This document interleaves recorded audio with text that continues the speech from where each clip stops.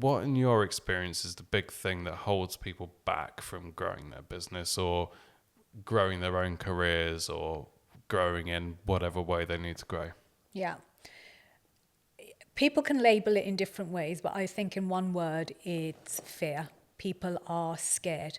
And that could be they are scared of failure, they have imposter syndrome, they might not have the finances, they're worried about rejection. It basically boils down to that one word. And in my experience and my research, that pretty much stems from their childhood, where they've experienced something and then they've buried it deep within themselves, and it becomes a self-limiting belief. Whether it's conscious, they are aware of it, subconscious or unconscious. And it's getting in touch with that, knowing why it's there and working on removing it. The easiest way to do it is to know what it is, and then you can work on ways to remove it. But it is in one word. I mean, do you have one? A fear? Yeah, a fear. Oh, yeah. man. Now, am I being analysed? You're not being analysed, you're just being asked a question. Yeah, like there's if you're running a business, there's loads of scary stuff. Do you invest money in this or do you don't? Or do you put it away and save it? I think I'm probably more cautious than, what would you call it, risk averse maybe? And, you know, you put money away for a rainy day, you save it up, save it up. That money's just sitting there not doing anything, actually. And like, is that holding you back? The fear of investing? I don't know. I think most people are scared of perception, what people think of them. And you see it all the time with, there's loads of stuff out there about building a personal brand. And, you know, that's one small, I think, practical example of where fear holds people back. I don't want to post anything on LinkedIn because what people are going to think of me. Yeah, fear of being cancelled, yeah. Yeah. Not getting enough likes.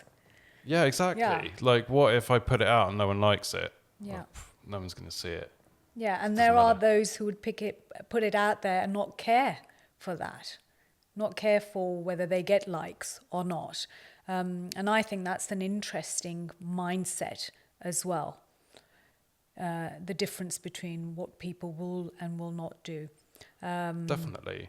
Are there any other practical examples? Because I could think of loads really, or loads of examples where fear or fear of perception or fear of something might hold you back from doing an activity that's going to help you grow your business. So, getting on the phone. Yes. So many people are scared of getting on the phone. It's like, well, if you don't phone up that person and ask them if they'd be interested in doing this thing, then it's never going to happen. You're quite right. And what's the worst? They'd say no.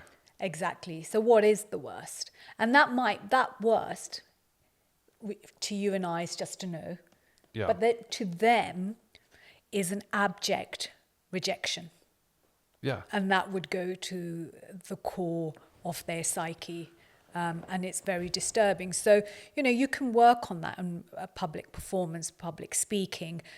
These are quite simple changes, but they terrify some people to stand up, or even what we're doing right now, to speak into a microphone, which is a very alien thing to do. But to be comfortable to do it isn't possible for some people. Yeah, and these are very common fears, right? Getting on the phone, posting something on social, presenting in a room with your peers.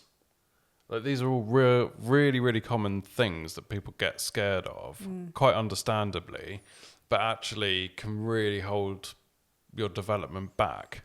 Because if you can't stand up in a room and present, you're only, well, in certain paths, it's going to limit you, right? Yeah. Yeah, absolutely. Because at the end of the day, it's about getting your point across. So it's, yes, one is public speaking or asking for something. I think some people have difficulty, especially people who suffer from anxiety or social anxiety. They suffer quite a bit from making requests or even being assertive and saying no. Yeah. They struggle with That's saying no. another one, which isn't it? Loads of people are scared of saying no. And then they suffer with increased workload. Yeah, big time.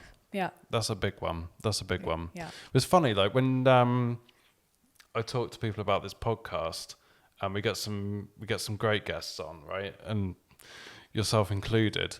And people go, how do you get all these people? Well, just ask them. Brilliant. What? Yeah, just ask them.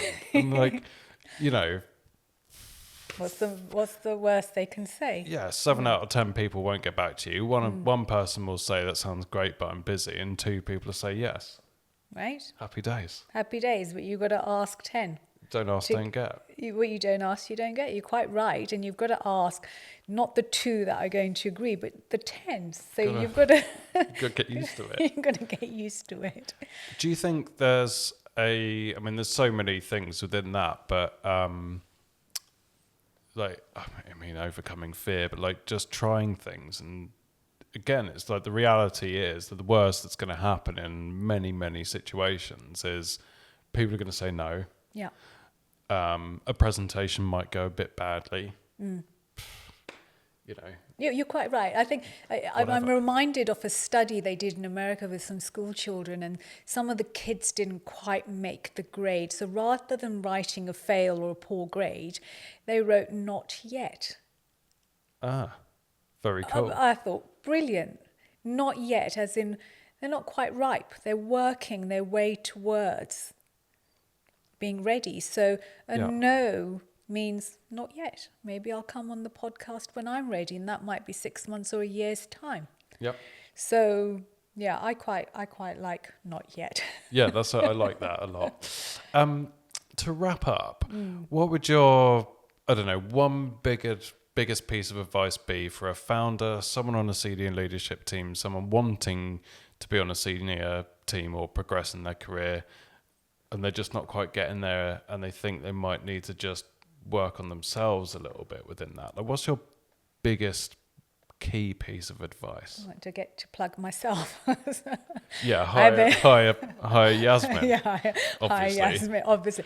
No, get yourself a mentor, speak to peers. You'll be surprised, just like John, you've said, just ask. Ask for help. The people who ask go the furthest. There is a wealth of resource available to you, whether you Google something, whether you phone up and speak to someone, whether it's an old lecturer, whether it's the CEO. You will be surprised how many people are willing to support you and guide you. So do that. That would be your key. Those sort of resources are available. But also, if you find that you have a need beyond that you would want a coach to help you, and again, speak to your CEO, SLT, they will provide that, because at the end of the day, that means if you succeed, they succeed, the firm succeeds. Yep. Everybody wins, yes. Excellent. And give yourself a plug. Where can people find you if they want to reach out? I'm at winyk.com. That's Yasmine Khan. Amazing. Thank you. Look, thank you so much for joining. That was a really insightful episode. Thank you, and thank you for inviting me.